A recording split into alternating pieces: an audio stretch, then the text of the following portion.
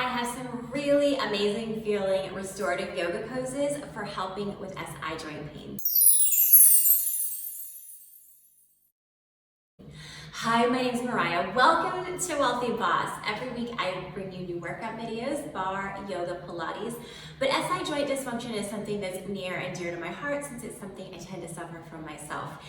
The whole goal today is just to focus on decompressing the spine, so we're going to lengthen the spine as well as relax the muscles that can be a little bit over tight and overused in the kind of low backs or QLs and erector muscles.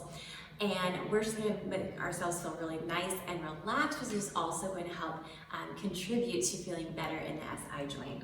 As far as equipment today, I am going to be working with some yoga bolsters. If you don't have yoga bolsters, you can just kind of find whatever you have around the house, cushions, pillows. I do prefer to work with the bolsters. They give me a little bit more support, but of course, if you don't have that, you can get started right away with pillows. There's no need to wait. I'll link to these if you do want to maybe invest in them later on. I'm only going to be offering the blocks as a modification if you're really extra tight, otherwise you won't need any blocks. And then a sandbag is optional, it feels good at the end, but if you don't have one, no worries, we can totally go without it. And I will link to that in the description below in case you do want to add the weight of a sandbag later on. So we're going to be, again, with our Sphinx pose. Just kind of move these out of the way so you can see. We've got a couple options here based on how tight you are right now. So everything just wants to, you want to do everything kind of by feel, see what feels good, what doesn't. My bolster's a little bit uneven now, so I'm just going to kind of even it out. And place our hips on the ground, and then the elbows are propped up. And then we want to make sure that we're really drawing the collarbones apart.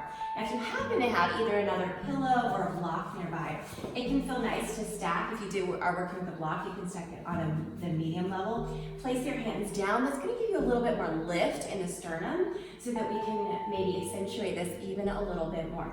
What I don't want is I don't want you to get passive here in the shoulders because that can feel not so nice to the shoulders and encourage slouching. So we're really thinking about lifting up. Hips are on the mat. If this feels like it's a little too much, of course, we never want to push through. With restorative yoga, we want it to feel really, really good and not like we have to endure it. So if this feels like too much, you can add maybe a couple of blocks and a bolster on top. So be a little bit higher, and then go ahead and press yourself up. But actually then position your hips on the first bolster. If you need to push these out a little bit, that would be another option. Again, I want the hands apart wherever you are. I don't really mind if they're face up or face down. And then I'm just going to move back to that initial position again. I do like having my hands on a block. And then we're going to just settle into this. And now we get to let go of any thoughts about the anatomy and just start to settle into the breath.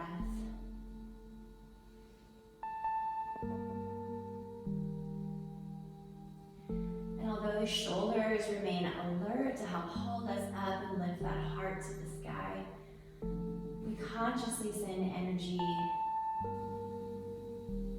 towards the hips and low back. The energy of just letting them sink in and elongate towards the ground.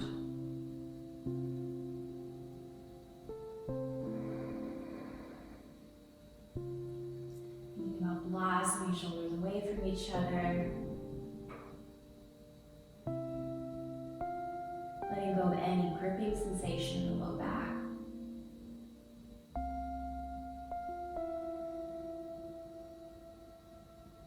Noticing the breath as it presses into the bolster.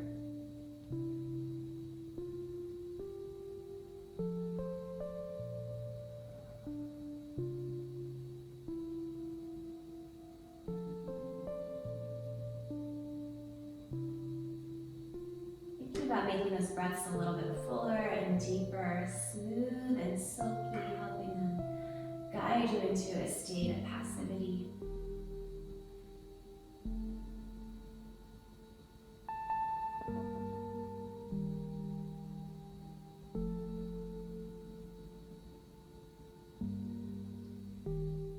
Feeling as the back begins to unwind almost in layers or stages. It's so used to being upright and vigilant and contracted and tense. So just noticing as it begins to ease into this position of feeling supported and rested.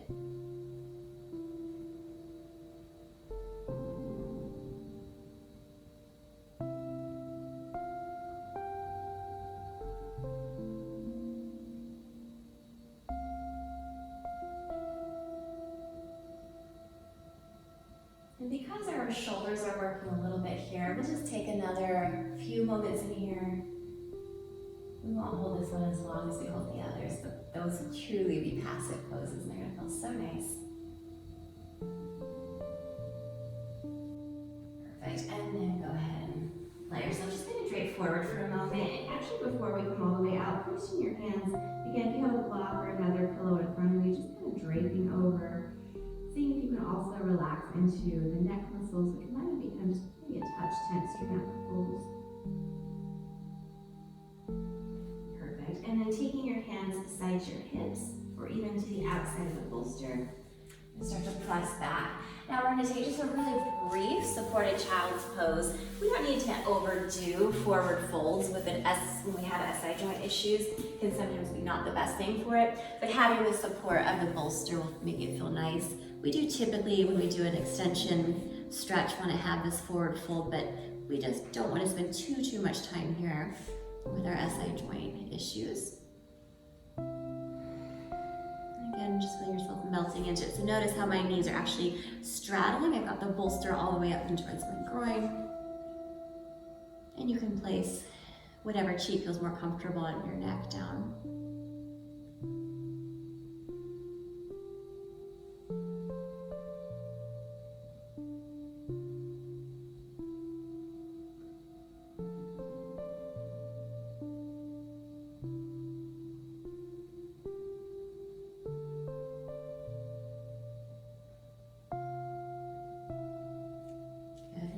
Gently taking your hands closer to your knees, pressing yourselves up, and that child's pose just kind of serving as a transition before we come onto our backs. So next we're going to come into our supported Shavasana. So we have a lumbar support here. It does matter the width or the kind of circumference of what you use behind your low back. I do prefer something cylindrical, so if you have a blanket, even you could roll up if you don't have one of the lumbar bolsters. If you're thinking about getting any bolster, I would recommend this one. If you have SI joint pain, it feels so good in the lumbar area. So we want to, again, kind of ease into it, elbows come down, and then go ahead and let the shoulders come down. Now, a couple things here to make sure we've got the right amount of support. We want the hips to still be on the ground. So if you notice they're kind of lifting up, that might mean that you have too high of a circumference. So if you had even like a pillow or a blanket rolled up really tight, you could even try kind of flattening it out a little bit. And then we do want the shoulder blades and mid back comfortably resting on the ground. So if you feel like you're either up here with the shoulders or up here with the hips, go for something you can even roll up like a little hand towel underneath, and that could feel nice too. So if it feels comfortable here to extend your legs, we'll go ahead and do that. If you prefer to keep them bent, that's great as well. And this one, we truly are just melting into it. There's no exertion, which can be one of the most profound things for us if we tend to kind of get flare-ups when we've been on our feet too much or too much kind of housework and kind of leaning forward. This can be just one of the most profound ways to release and relax those back muscles.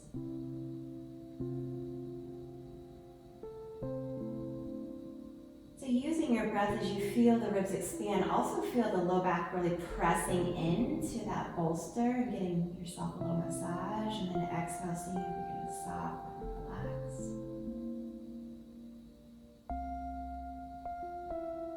We'll be here for several moments. Let the mind gently begin to drift into a state of peace.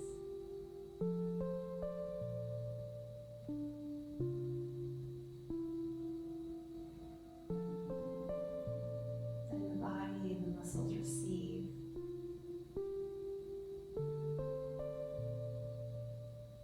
It's been so much of our day working, active, on guard.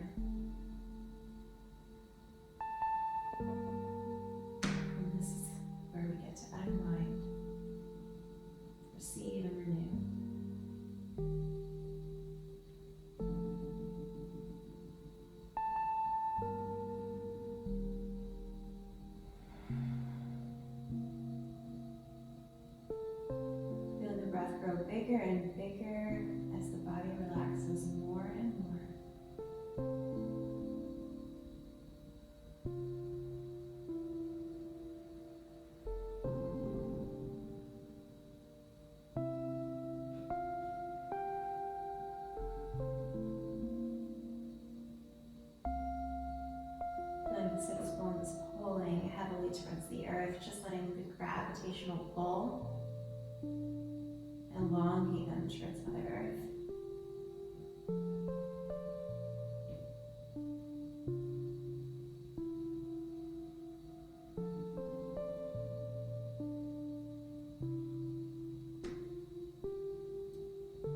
And feeling this concept of being supported in a very literal way, as you literally feel like the earth has your back.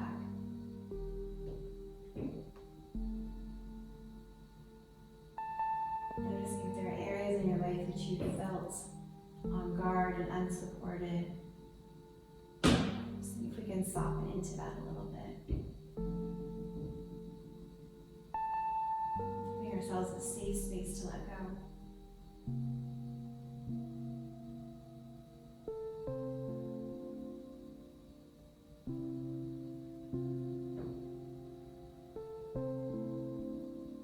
To surrender to something bigger than ourselves.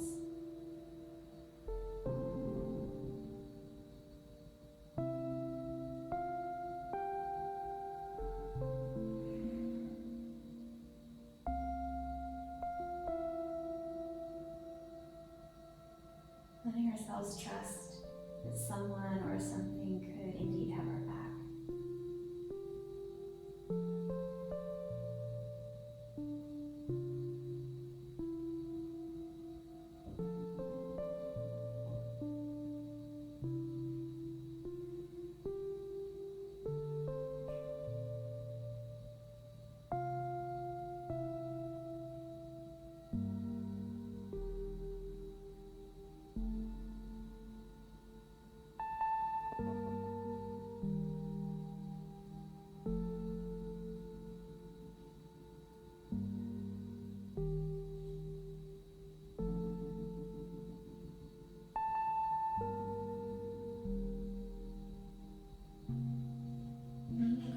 Gently.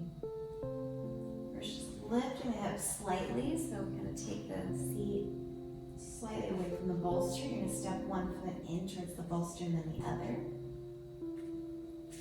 And lift the hips up and gently slide the bolster away. And then I'm going to lean over to my side just to get myself propped up for the next variation. So I'll end up lying down in that same kind of shape as before, but this time I'm taking the larger bolster lengthwise, or again, you can just roll up a blanket or a pillow if you'd like. I'm going to keep my hips on the ground again. This time I'm going to lie back, but of course the shoulders now and back of the head will be supported. If this is too uncomfortable for the neck, you could roll up a little towel. If you feel like you're having to lift your chin way up, you can help support that. And just letting the arms open up to the side. See if you can get as passive as possible here. If you feel any discomfort here in the low back, if you're lifting up too much, you might want to go with a lower pillow or a lower blanket. Now we are kind of having a little bit more of a heart opener here, opening into the chest, but having the comfort of that pillow or bolster supporting the low back muscles is again so soothing for overstressed low back muscles.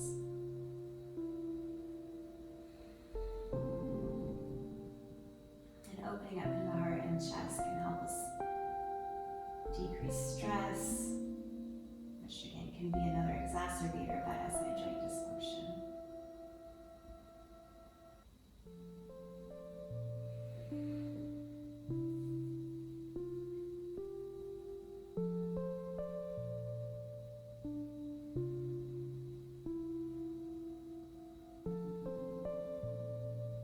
Feeling as the breath actually slows down the pace of your thoughts. Not that we won't continue to have thoughts, just that we want to slow down the volume and frequency with which they turn over.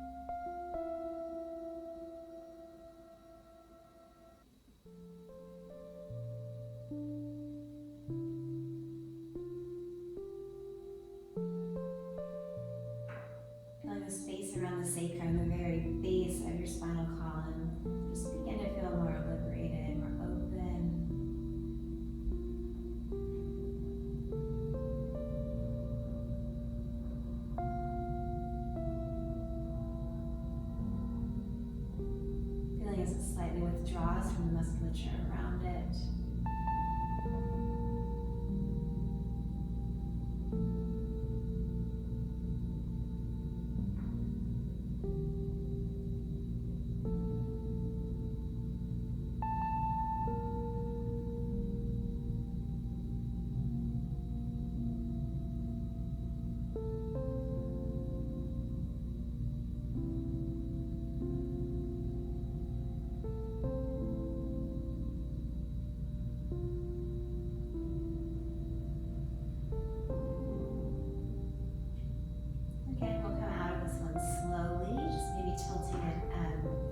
Slightly under, so you can drag one heel and then the other.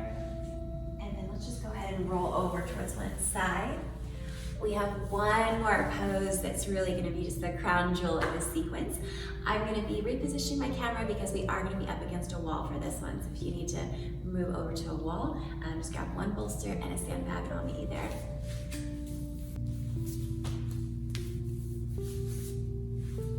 Okay, so I'm over here against the wall. I have my bolster placed pretty close to it. If you're a little on the tighter side, you can have it a little further out, but I like to have it pretty close to it. I've got my sandbag nearby, and I'm gonna start by actually taking my hips as close to the wall as possible, almost to the side, and then I'm gonna kind of lie down. Sometimes a little bit challenging just getting into it, kind of sliding the hips over, and then I'm gonna kind of walk myself forward with my shoulders until my hips are on the bolster. And again, that can take a little bit of wiggling to get there, no worries. And then if you have someone in the room who can place the sandbag on your feet, that's amazing. I'm usually by myself when I do it. So again, just making sure you're solidly on that bolster. You can kind of wiggle a little bit closer if you need to. Then if you have the sandbag, sliding, it's a little bit of a balancing act here. Take the feet to the wall. If I were in person, I would do that for you as your instructor. If we were in the same room together. And then just making sure you're as comfortable as possible. Those hips are as close towards the wall as comfortable. If you feel any type of lift, like your hips aren't quite touching the bolster, or if you feel any kind of strain or lift in the thoracic or cervical spine, then just go a little bit lower with the bolster. Next time, maybe choose a blanket or something different. You could also do this without a bolster, and sometimes it feels nice to have that little extra lift. And we settle into it. Of course, if you don't have the sandbags, it still feels amazing. The sandbag just adds a little bit more traction into that spine. Also great for revitalizing the legs,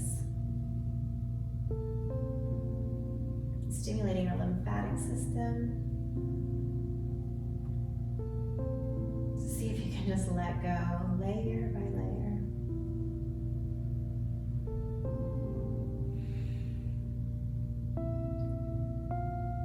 Those long exhales cleansing you from any tension and stress.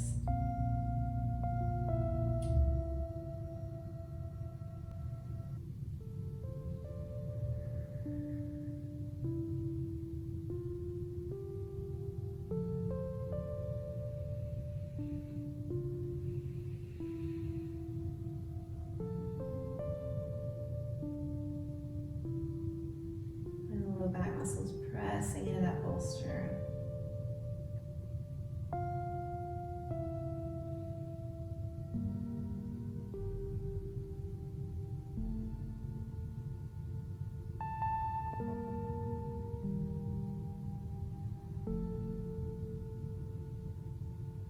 Feeling as the blood reverses its flow, just feeling as it energizes and invigorates the body, while also bringing a sense of calm and well-being to the mind.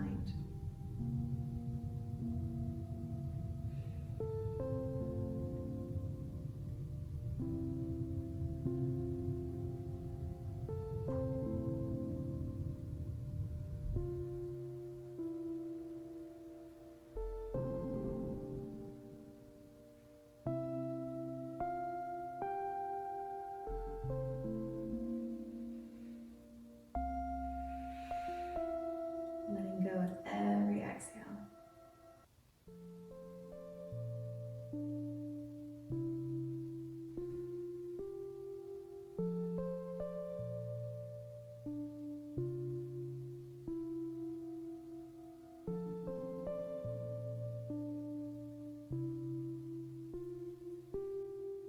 welcome to stay here as long as you'd like. This can just feel like an amazing place to hang out.